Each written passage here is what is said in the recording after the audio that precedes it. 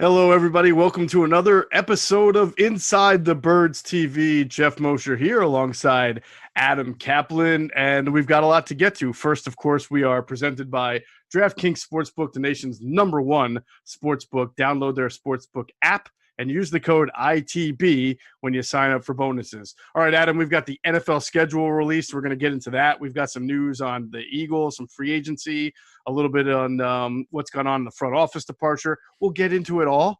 But first, I think we just need to take a minute and re-thank Joe Banner for joining us last week and giving us what I thought was some of the best, most objective analysis and insight into what the Eagles are thinking on a lot of things. We talked about the draft, the state of the team, how they assemble the team, ownership, everything. And I really felt that the response we got from our listeners, from our readers, from our viewers was fantastic. So we thank them too. It was great.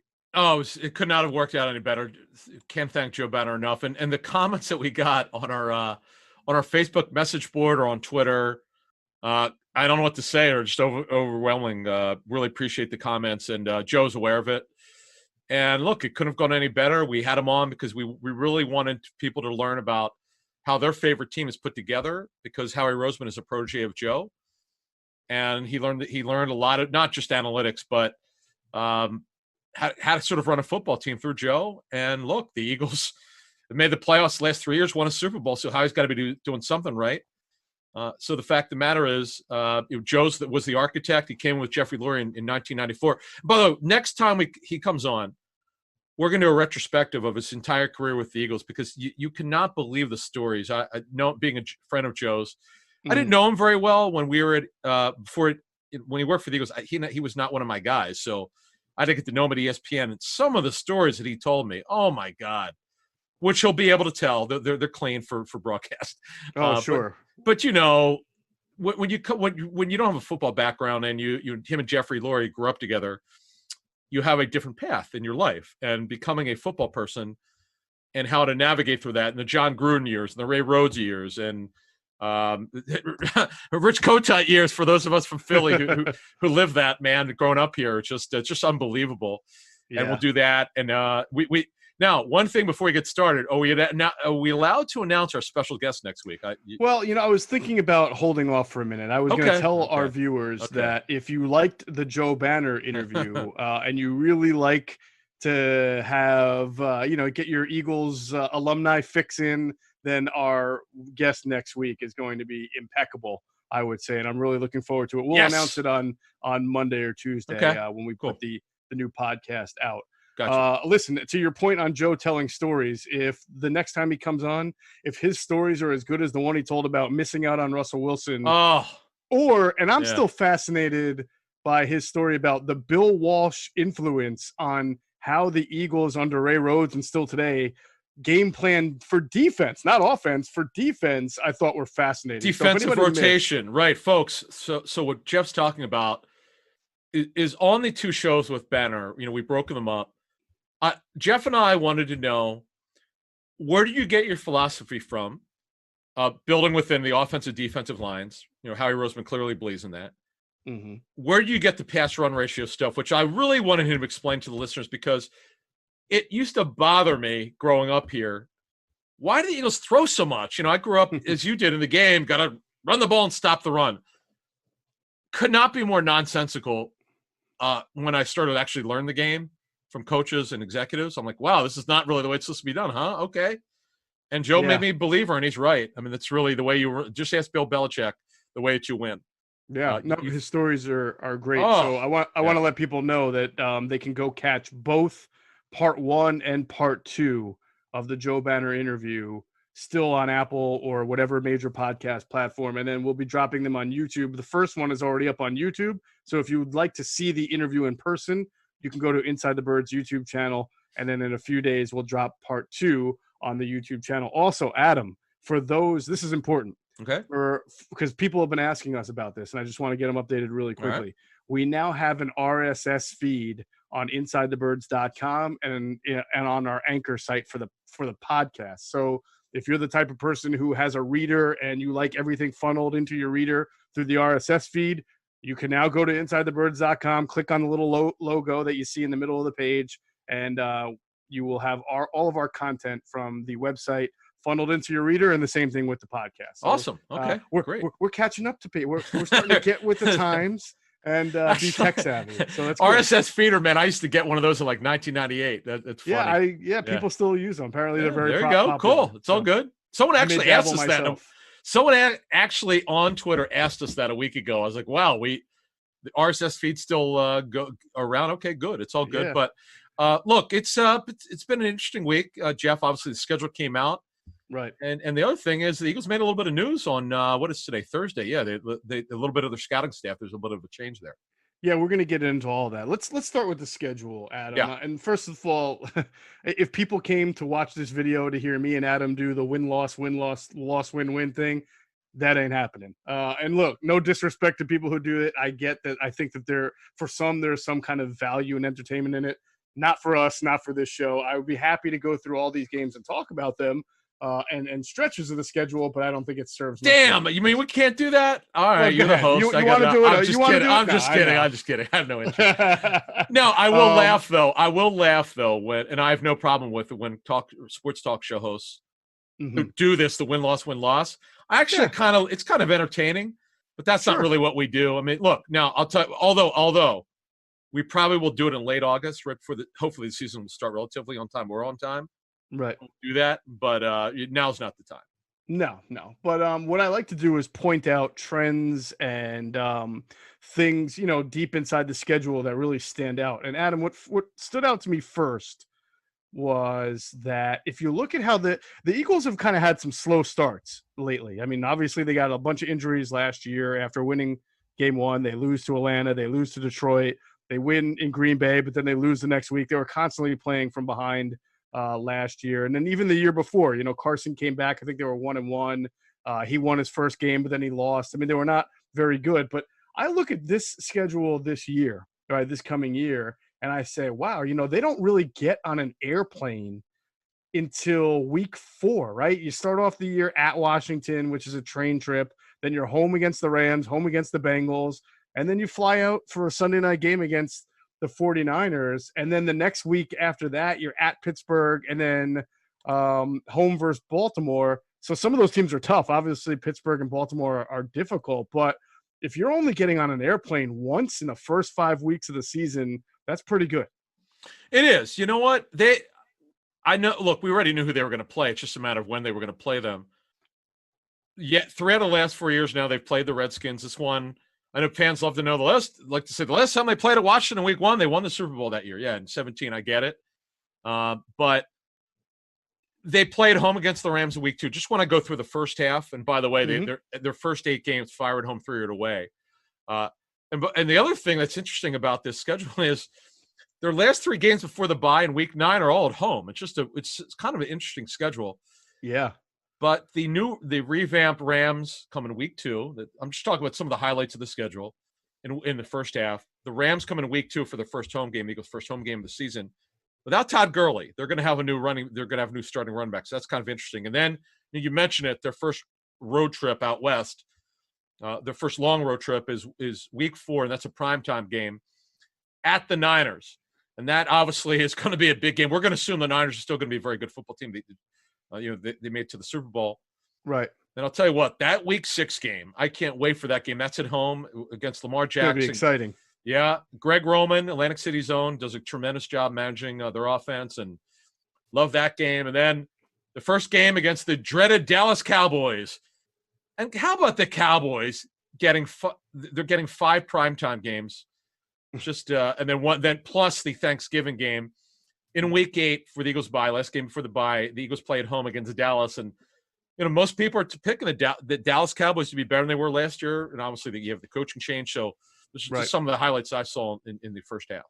Yeah, I thought also interestingly, I mean, the Eagles are not playing on Thanksgiving. They're not playing on Christmas. They're not playing Christmas Eve. They're not playing New Year's Eve. They're not playing New Year's Day. This is a good writer-friendly schedule, man. You don't have to be away from your family. Yeah. Man, there were some times when I was on that beat where it's like, man, I got to be in Dallas on Christmas Eve. I love the game, but geez, Right until So 1 or this is 2 good. a.m. Yeah, Oh, I've been there before, but they do a 4 primetime games. Uh, the first one is at San Francisco, then right. week 7 at home against the Giants. Well, I don't know why they picked that game. I get the Giants now, or because it's the market, but people will watch it because it's two very good media markets. The Dallas game in week 8, which we told you, and then the dreaded nemesis in week 12, as we the second half, by the way, 5 away, 3 at home. Week 12 against the man Russell Wilson. They've never beaten him, Jeff. I don't know if they ever will. I hope I mean, you got to hope that they beat them some point. I don't But know, yeah, man. they He's never got their number. have. Yeah. It's that team that just has your number. Who is that team for the Eagles? That, I mean, for a couple of years, the Redskins had like a 5-game winning streak, but that's a division thing. I'm trying to think when I was covering the team, I felt like the Packers of the Brett Favre era. Oh, except I know the playoffs, the Eagles beat them, but I felt like in the regular season, yeah, of course. Yeah. I wasn't on the beat. I was on the beat a couple of years later, but we went to Lambeau a couple of times, and I can remember some losses. You remember the infamous season opener where J.R. Reed and Greg Lewis both fumble punts because Andy Reid never got himself a punt returner. And is this when they moved John Ritchie or wait? No.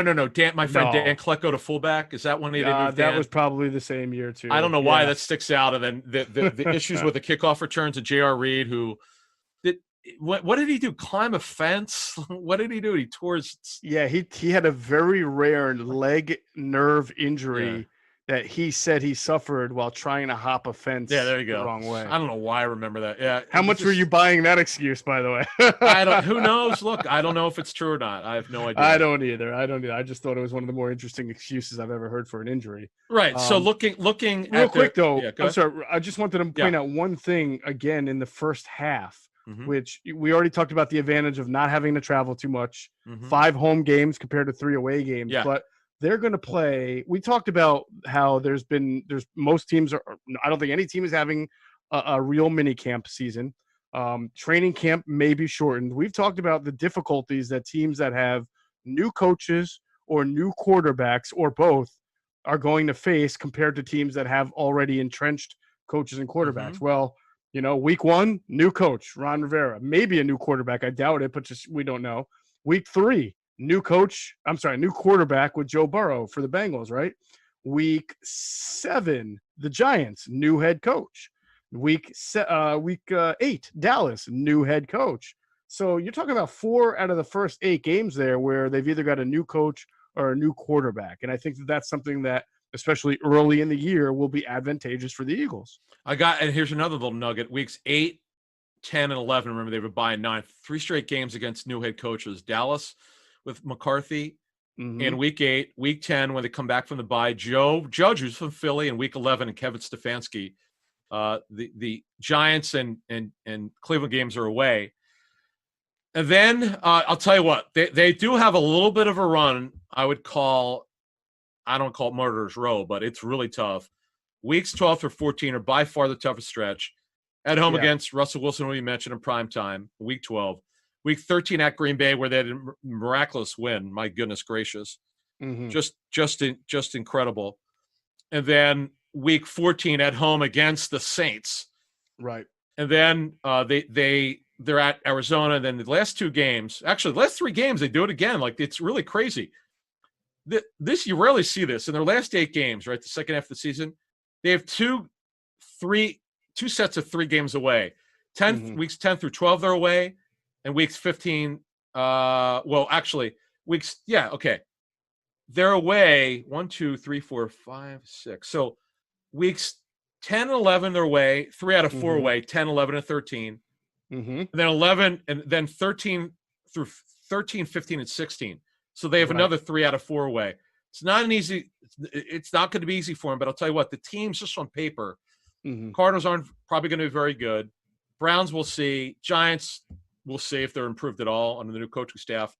Right. You're playing, look, you hope if you're the Eagles, the season finale at home against Washington won't mean anything where you can rest your starters, but we'll see. Look, they're not giving the answers to the test here. We don't really know how good they're going to be, and these teams, but we know on paper, you can look at strength of schedule is one thing, but strength of schedule does not look at coaching changes or roster changes. That's the problem with it.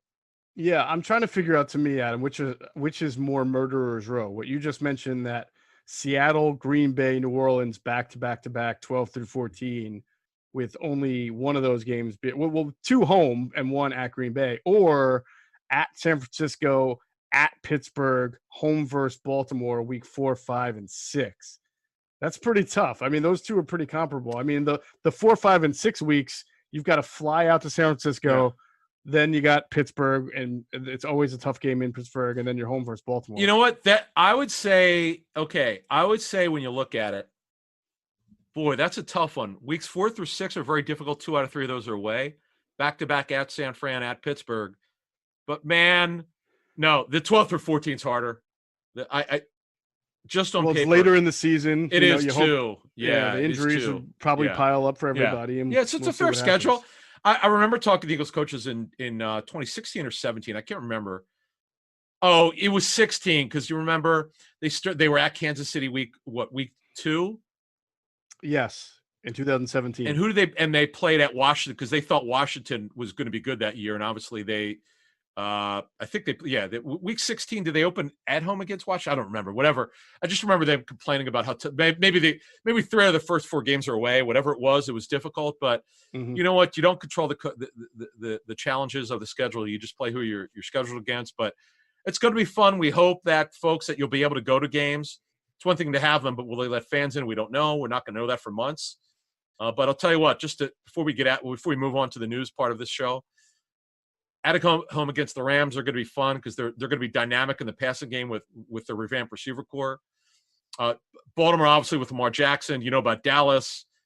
The dreaded Seattle Seahawks come in, and I cannot wait to see what. By the way, Week 14, this might be Drew Brees' last year. Most people around the league think it's going to be the case. So if it is, this could be it. Wow. Man. It's just kind of I'm realizing right now how tough the 2 of the last 3 weeks at Arizona. Even when Arizona is not that good, it's not easy to get on a plane, go to Arizona, come back home, and then get on a plane and go play Dallas the next week because Dallas, Arizona, not too far. I mean, they're just longer flights. So correct. Obviously, the Eagles would be best served by getting as many wins in the first half of the year. Stack those wins because when you got a really tough schedule. If you're struggling, it's just going to compound it. But the Eagles have shown, at least this case, when they're playing well, when they've got their bleep together, they could win on the road. But when they're just not quite as good as we thought, like the last couple of years, maybe they were a playoff team, but they weren't at that elite level in 17. The home and road splits for the defense. You would hope that will change. That's the one thing with the coaching changes this year. That the home and road splits with the defense should be better. Yeah, you would think so. And again, now that I think about having those first 8 games, 5 of them being at home and how good they've been at home, that does kind of portend probably a good start for them. We'll see. Yep. I could have said that last year, but they were 1-2 after 3 games. Let's go. You had a scoop today I wanted to talk about. I thought it was pretty interesting. Oh, a couple of them, yeah. I'm so sorry. You had a couple of scoops today. No. Let's go through them all. No, but they're both different. They're actually one from the personnel side and one from the player side. So, Joe Flacco, he had neck surgery. I'm told the first week of April. So here's the deal. Okay, here's the deal. The Eagles are probably going to sign him had he not had to have the surgery. So what I wonder is this, Jeff, because we reported 6 weeks ago the Eagles had a lot of interest in him.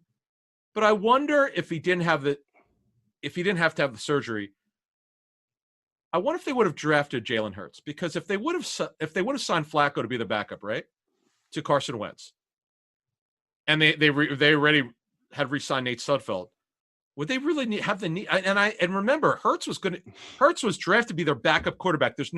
Trust me when I say this, there was zero chance that they think that Jaylen Hertz will ever be their starter of the future. None. Carson Wentz is their guy. I want to put this to bed because the speculation is just absurd. It's just not right. They want to upgrade a backup quarterback, and that's fine. But I just wonder, Jeff, if they had signed Flacco, would they have drafted Hertz? Every time you say that, and I'm with you that you believe that, it makes me hate the pick even more. I've tried to rationalize. No, listen, I get it. I've tried to rationalize the idea that Carson does get, hurt, and that Jaylen could be a developmental guy to come in and become the starter, even though you and I both know how other NFL teams feel about him. We've had Greg Cassell tell us that he views Jalen Hurts as a one read and go type quarterback who needs a lot of development. Mm-hmm. And we even heard from Joe Banner say that while he understands the approach and that he knows the Eagles value backup quarterbacks along with starting quarterbacks, that he himself was not a big fan of Jalen Hurts at 53 overall because of the player's skill set. So if you're trying to tell people, and I'm not blaming you, I'm just saying if the rationale is, had we had signed Joe Flacco, we wouldn't have picked Jalen Hurts. If the organization ever, I don't know. said I'm just that, wondering. Yeah, I think it's worth wondering too. I mean, if they really just drafted Jalen Hurts because they wanted a better backup quarterback, does that really make sense? Because isn't Joe Flacco or isn't McCown, who they potentially could re-sign closer to the year, isn't Nate Sudfeld, for that matter, just by knowing the scheme and being with the team, and he's got a great arm. We know that Sudfeld's arm is not an issue. Isn't he a better option right now to be the backup quarterback than Jalen Hurts? I agree with you. I'm not arguing. Yeah. He was told that he would give a chance to compete for the number 2 job, and without an offseason, and this is Nate's 4th year. I still cannot believe it's his 4th year with the Eagles. It's kind of crazy. Who knows if he wouldn't have broken his wrist last summer, what would have happened with him. But fact of the matter is, they have what they have a quarterback. They now have 4 quarterbacks under their control. I don't get the feeling they're going to sign McCown. I'm not reporting anything on this. I'm just sort of speculating because they have 4. Yeah, they could cut Lauletta, but I mean, if you're going to bring back Josh McCown, then again, what is it? Because you only have Hurts, Jeff, under 4 years on a contract. He's not coming back after year 4. As long as Wentz stays relatively healthy, that's going to be it.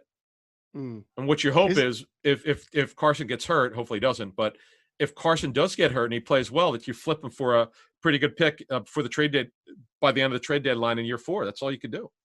Isn't there some inconsistency in the messaging of we're taking Jalen Hurts because we believe he can be a very good backup for us at a cost-efficient price, but then spending the free agent tender, the RFA tender on Nate Sudfeld, which was how much money again? Well, no, he was an RFA last year. He was unrestricted this season. I'm sorry, he was under, but they brought him back on a 1-year deal for how much? It was $2 million. $2 million. Okay, so why are you spending $2 million on Nate Sudfeld so that you can go and get yourself either Joe Flacco or Josh McCown or somebody else for another $2 or $3 million closer to the season? To me, it's like you don't need both. If you have Carson and you have Jalen Hurts, then you either need Nate Sudfeld or a different veteran. You don't need all 4, because then I don't understand what you're doing with your money.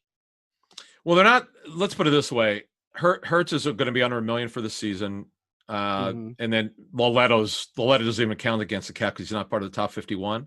Right. But yeah, I get your point. If you're bringing McCown back, who made $2 million last year, $2 million and $2 million, and it's $5 million in your backup quarterback, they do want to spend less. So it's a fair point. The only way I can rationalize it is if they do that, but then they wind up releasing Sudfeld, because that's not guaranteed. It's not guaranteed. Sure some of it is, but not all. I think $500,000 was guaranteed. I have to double check. So then that's not a big deal. That's the only way I see it making any kind of sense. It's a little weird deal. I know at one point they were really high on bringing Flacco in as the backup, and then Joe. We all knew he had a neck injury, and then it's not like the Eagles didn't know. The Eagles knew exactly what was going on with Flacco. So yeah, he got $500 to sign. He got a $500 signing bonus. So it's a $500 fully guaranteed at signing. That's his guarantee in his contract for Sudfeld. Right. So let's move on. The other just a little note. So I found out what is today? Thursday. So Thursday afternoon, I had heard that someone was leaving from the Eagles, and it was Patrick Stewart who wound up being. He was their national scout. So he's going to be a director now. My understanding is he was under contract. The Eagles didn't have to let him go. What I think the way that Howie Roseman looks at this, I haven't talked to Howie about this, but I just know the right way to do things is you can't really let people go for lateral moves. It's just not the right thing to do because you're hurting your football team. Mm-hmm. But if a national scout, which is sort of a lower scouting job, if you're going to block this guy from being direct from another team, it's just not right. You shouldn't do that. And to Howie's credit, he let him go with Matt Rule. I'm told by a couple people that they're super close. They worked together at Temple for a year and at Western Carolina, the Catamounts. And No, that's a good pull by you. Yeah. I don't know. I should know that. Isn't that Vermont also? Isn't Vermont? Yeah, you're right. Good call by you. Thank you. Yeah. So nice. Anyway, they're very. I think I might have told you a couple of months ago that about this might happen. Because I know that all I heard is they're super close. Mm-hmm. And I completely forgot about it. And a buddy of mine with the Panthers said, "Hey, man, we're getting some guy from the Eagles named Patrick Stewart." I'm like, "Okay." I said, "I need to find him." Here's the crazy thing. There's another nugget. They took him off the website today, and I couldn't find him. I don't know anything about the guy. I was looking for his bio. They work quickly. It's unbelievable, man. They scrub it up. Now, I found the media guy, and I found it, and I was able to look up the information. So, oh, well, that's it. So, but here's the big part about it. So he's gone. This another nugget someone told me. I didn't even know this until today. So he was also, not only was their national scout, but he got an area. He oversaw the Midwest. Mm-hmm. So I'm told that they're moving some scouts around there from their college staff. So they're one got the NF scout. I think his name is Phil Baya. I think it's Bhaya. BAIA or something like that. Bhaya. Right. Yeah, he's a young guy. He's being promoted to an area, and they're moving some other area guy around or something like that. So anyway, right. Okay. That's it. Small stuff, but yeah, no, that's interesting. I mean, so for people who don't know all the inner workings of a scouting department, the national scout tends to have an area, but also pretty much sees as many people as college kids as he can on tape. And the good thing for the Eagles that we could say is, even though you lose someone who is in charge of, the whole country or watching tape, they have a senior director of college scouting in Anthony Patch, and they have an assistant director of college scouting in Alan Wilking. So it's not like this is a area where all of a sudden they're like, oh no, what do we do? They've got plenty of guys. Yeah. So good for Patrick Stewart, good for Roseman for also. Let him go. Yeah, because he doesn't have to. Yeah, good for him. I would also say that it would not shock me if there is an addition made to the front office that has more of a name in the scouting department. I sense that. Is this guy with another team? I don't know anything about this. So I don't have the name for you right now. I'm just saying. I thought you knew about something. Well, if I knew it, I'd say the name. My vibe is that there's a chance that there'll be an addition to the scouting department. Okay. And if it happens, we'll talk about it. Oh, interesting. All right, little tease by Mr. Jeffrey Mosher. Nice. Okay. We'll see. Anything you know about Jason Peters right now? Look, he's out there. I know they have interest in bringing him back. I know 1,000 people have asked me about this. So I said, you know what? I'll just address it on our show here. So they want Andre Dillard to be the starter. That they've wanted it. They're still very high on him. I would say he probably will come back. Mm-hmm. It's all I could tell you is that I just get the sense it'll happen. But here's the thing. I don't think there's anything imminent. I don't know what's out there on this because Thursday I was on the radio 6 hours. My voice is almost gone, so I don't really. I just know that nothing was imminent, and they've left the door open for him. Folks. So if you're new to our show, we've probably talked about Jason Peters and Dillard about 15 hours last 2 months. I'm kind of like petered out on Peters talk. They think the world of him, and I'll tell you what. Here's a little interesting. I got to pick up Thursday. Just working a little bit on Peters here.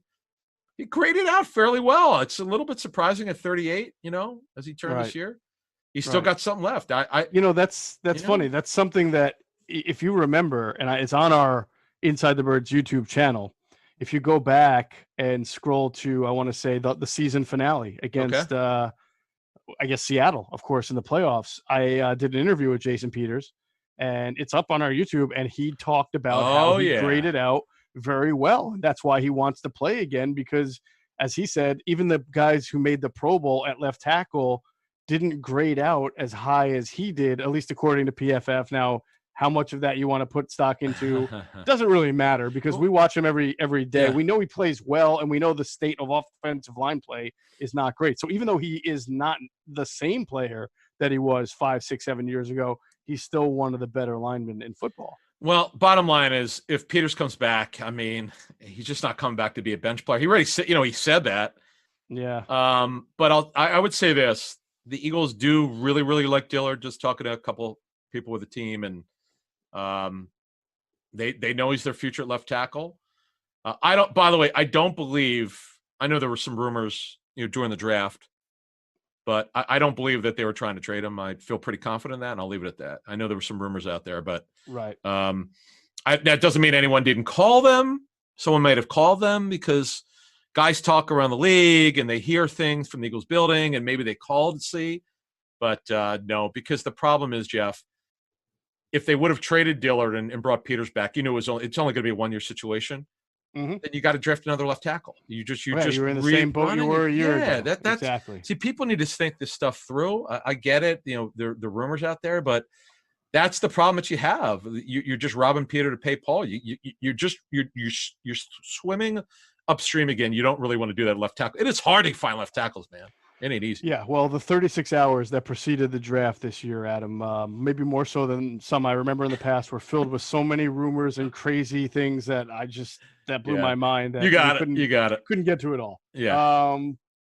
Jadeveon Clowney is still unsigned. I wrote about this on InsideTheBirds.com. Okay. And you start to wonder if Clowney gets to the point where that Alshon Jeffrey was at in 2016, where he says, I'm just going to sign a 1-year deal and make it a prove-it year, try to stay healthy, ball out, and see if I can crush the market in 2021.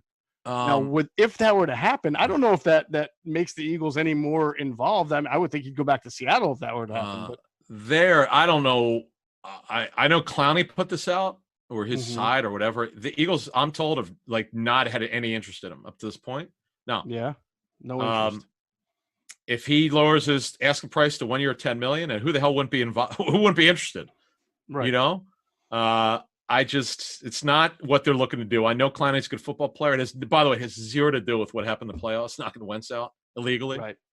As Mike Pereira told me at the Super Bowl. But no, if they were going to do anything, Jeff, it would be for Ngakoue, who's around a little bit younger, doesn't have an injury history, and is the type of speed rusher. Now, Clowney's a better football player because he's bigger and physical. He can move. You can move him around. Right. But man, Clowney's injury history is coming off of sports muscle surgery from Dr. Myers here in Philly, who's around the block from the Eagles complex. It's kind of funny. Yeah. But look, Clowney's a good football player. He's got plenty of good football left, but you can't pay a guy not to be on the field, and it's just not what the Eagles are looking to do. They've taken this stance. I'll say this much. For the most part, they've stuck by the word. We're not bringing in injured players this year.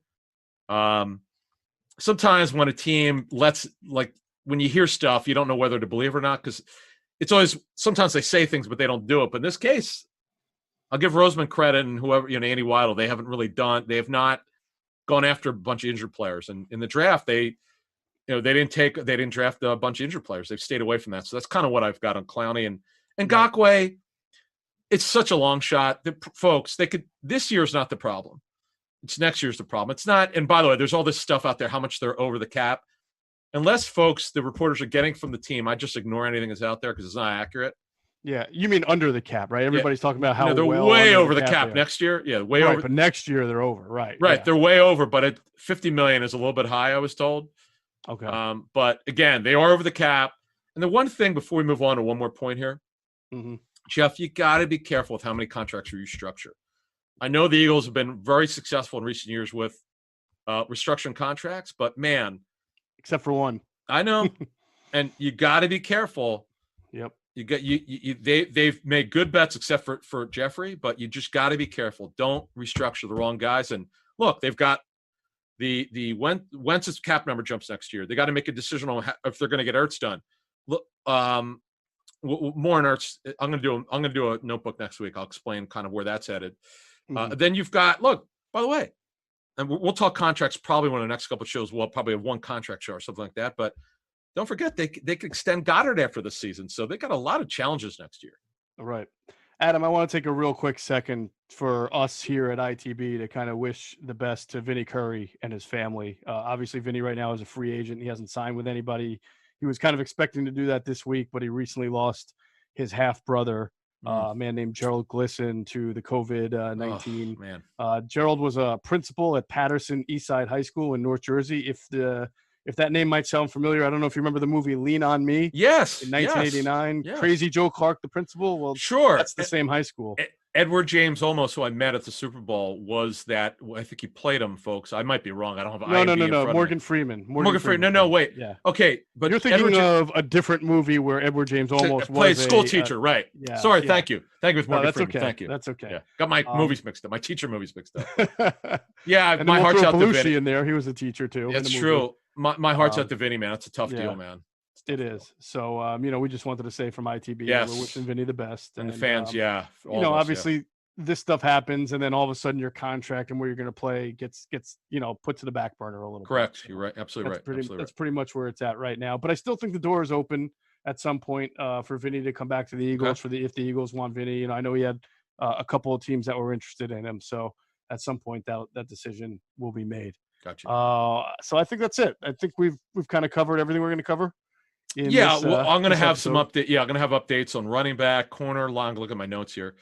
On our next informational show, probably Sunday for Monday. So we'll have corner stuff, linebacker, receiver, and running back, because we only had 150 questions on running back on our message board, so I'll answer them there. And appreciate it, everyone. ITB TV here, so we'll knock out another pod. And again, please listen to the banner shows. And by the way, the Greg Cosell shows, you do not want to miss our post-draft show with Cosell and the receivers. It's phenomenal.